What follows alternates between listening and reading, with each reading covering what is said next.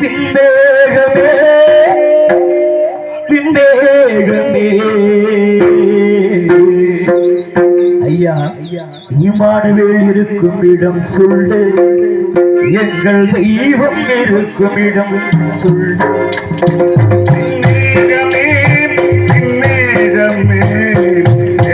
இருக்கும் இடம் சொல்லு ஐயா, இமானுவேல் சேகரன் இருக்கும் சொல்லு.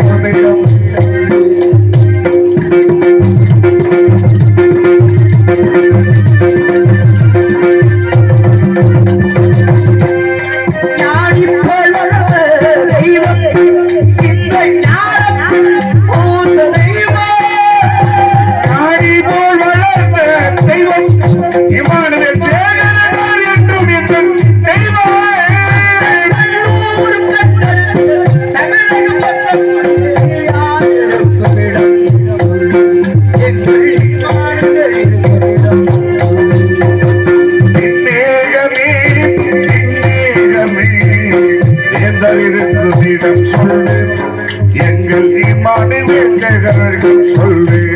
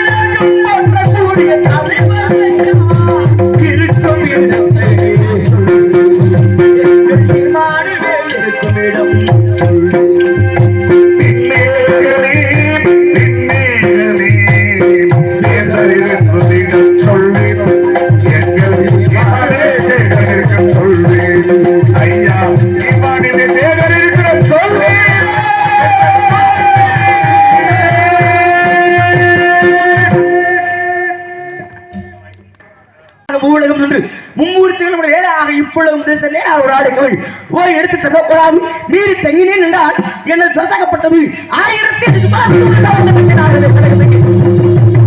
கழகம் எங்கே என்று வந்து கொண்டிருக்கிறேன். அன்னி வயிற்றிலே பிறந்த தொல்லைவும் தீரமும் அவருடைய கோபுரத்தில் விட்டிருக்கும் பிள்ளையாரை கையில் உள்ளோம் என்றால் நிச்சயமாக கடன் கிடைக்கும். அந்த பிள்ளையாரை எப்படி நாம் கையிலுள்ளதாக என்று பார்த்தால்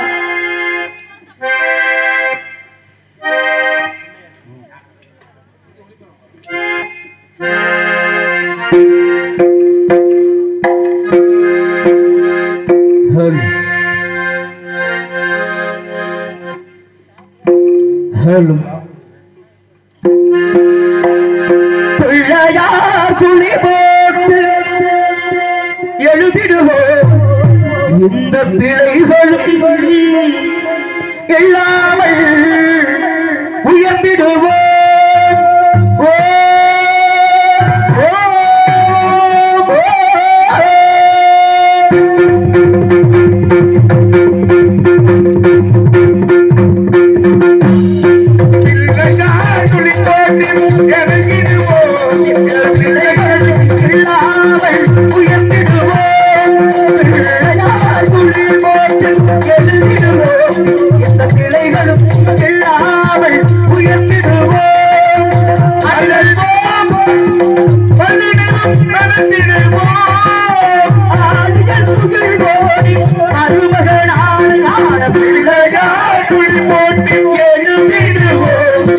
பிள்ளைகளும் இல்லாமல் உயர்ந்திடுவோம்.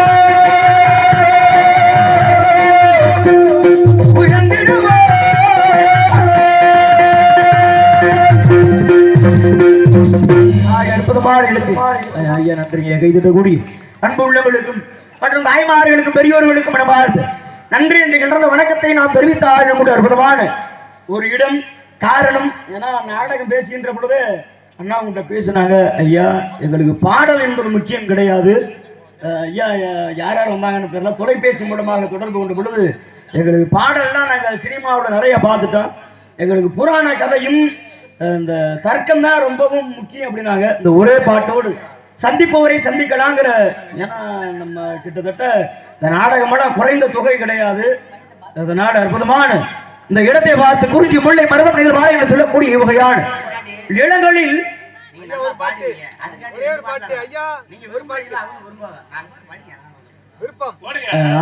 காடுதனை கடத்தமான கரும்புகள் என்பதையும் கடக்கப்பால் ஓடி இழுத்து உடல் உயர்த்த வீரோட சாரல் முகங்களும் பணியும் அம்மான் பிறக்கிறது வாழ்ந்த வேலுமலை சாவலை வார்த்தல் எங்குமே இல்லாது ஒரு சிறப்பு ஏற்படுகிறது. காரணம் என்னவாக இருக்கும் என்று பார்த்தால்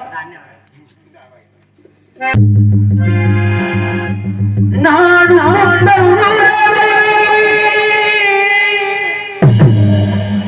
நாடி பறவை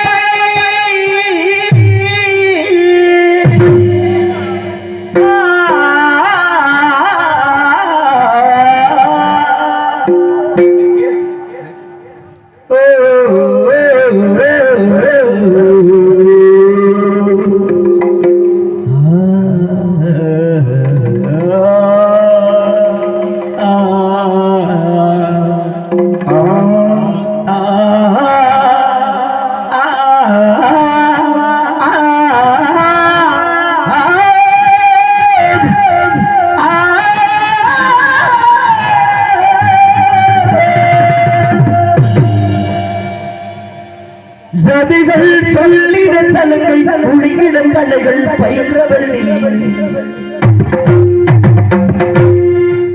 அத்தை மகன் முன்னாடு பித்து மனத்தின் அன்பையில் நுழைக்கு துமப்பே புத்தம்புது சென்றாடி மெத்தை சுகமுண்டாக அத்தனையும் அள்ளி கொடுப்பேன் பொங்கையவள் போகும் பாதையில் வாசமுள்ள மல்லிகைப்பு மெத்தை விரிப்பேன் உத்தரவு போகும் நேரம் முத்துணகை பெட்டகத்தின் சுமப்பே மௌனமா பாடவேண்டு ஒரு வாசம் வந்தது ராகம் கேட்கும் என்று ஒரு கீதம் சொன்னது ராகம் உள்ளது இதை சொன்னது குயில் பாட்டு வந்த இளமாடி அதை கேட்டு சொல்வதெங்கே தினம் தானே மேலே போகும் மேகம் எல்லாம் வெட்டு கட்டி பாடாதோ இதை சொல்லும் ராகம் எல்லாம் இந்த நெஞ்சில் பாடாதோ இப்படி நானதில்லை எப்படி நாம் போனதில்லை புத்தி மாறி போனதில்லை உள்ளுக்குள்ள மச்ச பாசம் இத மாத்தியும் போட்டிருக்காங்க எப்படி சுவர் இல்லாம அழகா யாரும் சொன்னது இங்கு யாரும் இல்ல சித்திரம் வரைய முடியாது நீ இல்லாம வாழ சொன்னா சத்தியமா முடியாது முடியாது இதன் பாட்டா அப்படி ஆமா இருந்தாலும் நானும் உங்கள் உறவை நாடி வந்த பறவை தேடி வந்தது செய்தது உடைத்தது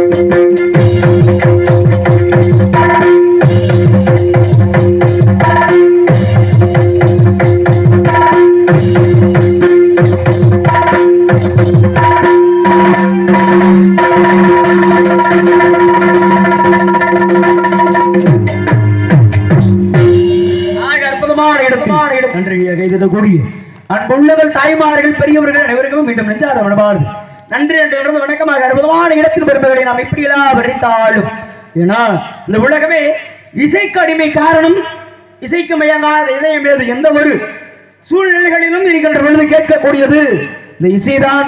ஒரு குழந்தை பிறந்தவுடனே இந்த தாயோட தாலாட்டை கேட்கும், கேட்டு உறங்கும், அதுவும் ஒரு இசை.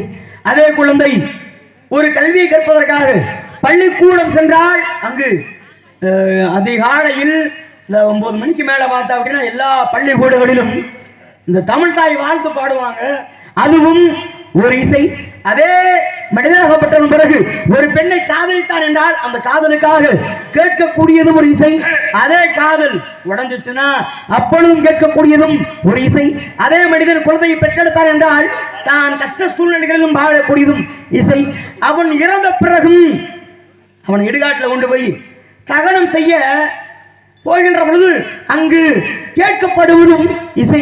வாருங்க, இசைக்கு எவ்வளவு பெருமைன்னு. இந்த எலும்பு சம்பளம் எப்படி நாம் பிறந்து நாம் இறக்கும் வரைக்கும் தேவைப்படுகிறதோ அதே போல இசையும் தேவை. அப்பேற்பட்ட இசை ஞானிகளுக்கு எல்லோரும் சேர்ந்து ஒரு கைதட்டலை தரலாம். ஏன்னா உண்மையிலேயே அன்று ராவணனாகப்பட்டவன் தன்னுடைய நரம்பை எடுத்து யாழில் மீட்டினார். மீட்டியதால் சிவனே மனமயங்கினார். மலையே உருகியது. எந்த மலைங்கிறது தெரியும், கைலாய மலை அப்படின்னு சொல்லுவாங்க. அவரோட மலையே ஒரு நேரத்தில் உருகியது. அதே போல இசைஞானிகளுக்கு கைதட்டக்கூடிய அன்பு உள்ளங்களுக்கும் மற்றும் இங்கே மிக சிறப்பான முறையில், ஏன்னா அந்த ரெக்கார்டிங் தேட்டரை கேள்விப்பட்டிருப்பீங்க, இந்த சினிமாவோட பாடல் பாடுவதற்காக ஏற்பாடு செஞ்சிருப்பாங்க. 4 பக்கங்களிலும் ஒரு துவாரம் கூட இருக்காது. இந்த 4 அறைகளுக்குள்ளும் அங்கு மீட்டுவார்கள், போடுவார்கள். இதே போல இந்த ஒளியகத்தை, இந்த ஒளியகம் அப்படின்னா சாதாரணப்பட்ட ஒரு ஒளி கிடையாது. அந்த சினிமாவை போலவே இங்கு ஒளிபெருக்கி அவர்களுக்கும் ஒரு திட்டத்தில் தரலாம். அதிஸ் ஆடியோஸ் உண்மையிலே சிறப்பான ஒரு ஆடியோனே. சிரிச்சுக்கிட்டே அந்த புன்னகை தானே ரொம்ப முக்கியம். அவன் நம்ம வாயவே பார்த்துக்கிட்டு இருக்கேன்.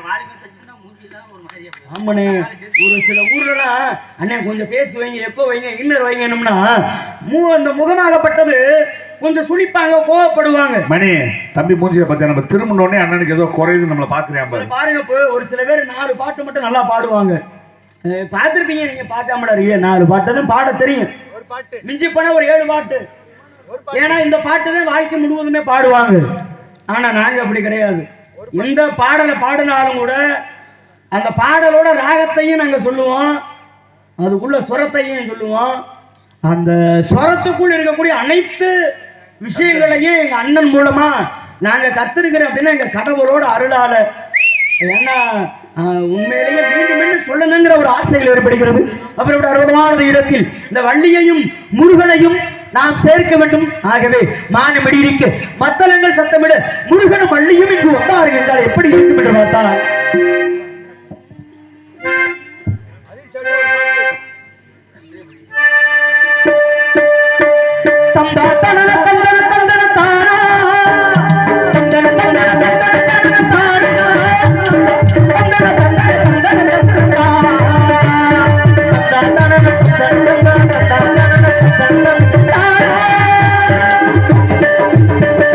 நாடோ இடி இடி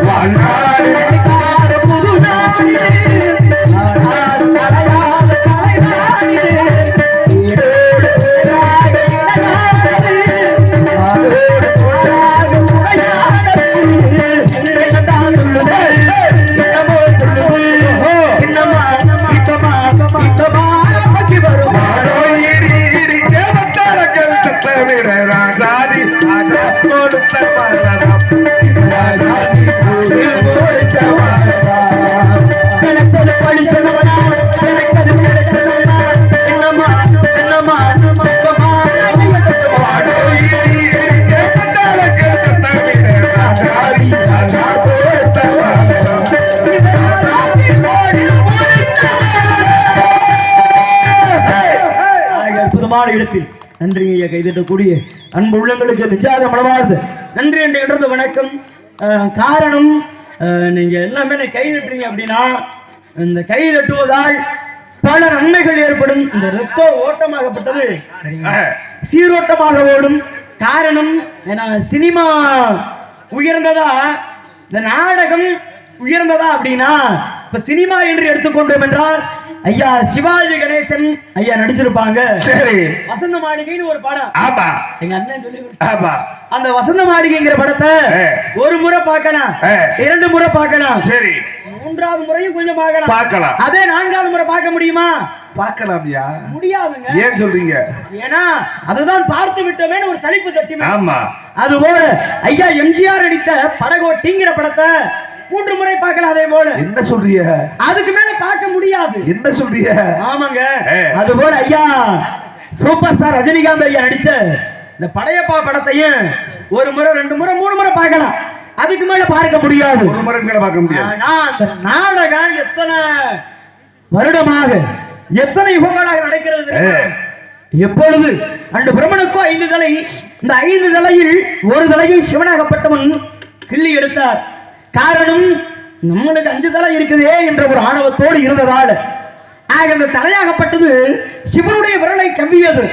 பெருமாள் பார்க்கிறார், எங்க பாட்டேன் சாதாரணப்பட்டவரா, ஆக ஆபத்து பாந்தவனாச்சு, இவனை எப்படியாவது காப்பாற்ற வேண்டும் என்ற ஒரு எண்ணத்தோடு என்ன செய்தார், தன்னுடைய உருவத்தை ஒரு கோமாளியாக மாற்றி சபையில் துள்ளினார், குதித்தார். கோமாளி வந்து விட்டேன் என்று குதிச்சதுனால அன்று இந்த விரலாகப்பட்டது பிரம்மனுடைய பற்களில் இருந்து விடுபட்டது. அப்போ போட்ட நாடகம் இன்ன வரைக்கும் ஓடிட்டு இருக்கு. இந்த சினிமாவை அடிச்சு விடணும், ஆனா நாடக உலகம் இன்னும் எத்தனை யுகங்கள் வந்தாலும் கூட அடிக்கவே முடியாத நாடக உலகத்தை. கண்டிப்பா நடக்குது. அதுதானா இந்த நாடகம் நடக்கிறது.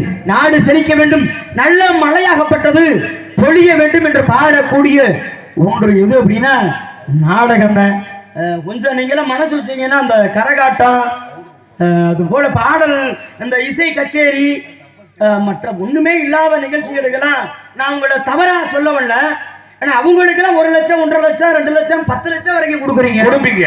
எங்களுக்கு 60,000 80,000 ரூபாய்க்கு மேல கொடுக்க மாட்டீங்க. கொடுக்கறதுக்கு உங்களுக்கு உசுரே போயிடும். இது என்ன காரணங்கிறத நாங்க தெரிஞ்சுக்கணும்னு ஒரு ஆசை. ஆமா, ஏன்னா நீங்க பார்த்திருப்பீங்க ஐயா, ஏன்னா ஒரு 3 மணி நேரம் 4 மணி நேரம் தான் இந்த கச்சேரி இந்த எல்லாமே நடக்கும். 1 மணிக்கு போயிருக்கேன், 1 மணி நேரம் கிளம்பும். இந்த 3 மணி நேரம் தான் சொல்ல போனா நடக்கும். ஆனா நாங்க உயிரை கொடுத்து நீங்க பார்த்திருப்பீங்க உங்க கண்ணால. இந்த இசை ஞானிகள், நான் இப்பதான் வந்தேன், ஆனா அந்த இசை ஞானிகள் அந்த எப்பொழுது 10 மணிக்கு அமர்ந்தார்களோ ஒரு சிறுநீர் குடிக்க கூட நேரம் கிடைப்பது கிடையாது. அப்ப இந்த இசைஞானிகளுக்கு நீங்க எவ்வளவு சன்மானம் கொடுப்பீர்கள் அப்படிங்கிறத நீங்க யோசனை பண்ணணும். காரணம் கொடுங்கன்னு சொல்லலாம், கொஞ்சம் மனசு வச்சு எங்களுக்கு ஒரு 1 லட்சம் ரூபாய் வரைக்கும் கொடுத்தீங்கன்னா சந்தோஷமா இருக்கு. அப்படி விலை பேச இல்லையா? இது வந்து நம்ம ஊருக்காக சொல்லல, நம்ம ஊர்ல கொடுப்பாங்க, அந்த நம்பிக்கை இருக்கு. இது வந்து நம்ம மேடையில சொல்லணுங்கிற ஒரு ஆசை. என்ன காரணம்னா எல்லா இடத்துலயும் போய் சொல்லிட முடியாதுல்ல. ஏன்னா நல்லவர்கள், ஏன்னா இம்மானுவேல் ஐயா சாதாரணப்பட்டவராங்க. நம்ம வாத்தியார் மேல உங்களுக்கு பேர். ஆமாங்க, மாறி வணங்கக்கூடியவர், எத்தனையோ வேத்த வாழ வச்சவர், இன்னும் வாழ்வதற்கு காரணமாக இருக்கக்கூடியவர் ஐயாவோட பகுதிக்கு வந்திருக்கான். இன்னொரு பாட்டு பாடுவோம். சரி.